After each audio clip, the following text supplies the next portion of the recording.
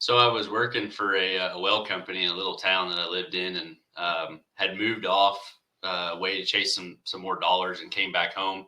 They didn't have an opening at the time, so I thought, well, I'll start it up. I'll just do farm fences and things of that nature, and didn't know how to price myself, didn't know how to market myself. So 6, 8 months on my own, and scratching up the pennies and having to sell stuff to pay the rent on the little house I was living in.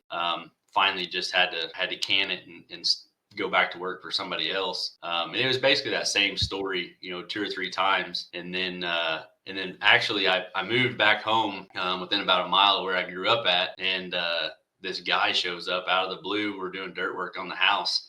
And I got a welding shirt on. And he said, man, I'm with a local church camp. We need some welding done. And I'm like, I'm not interested, kick rocks, dude. And he comes back and comes back. And finally, like the third time, I was like, okay, I'll look at what you got.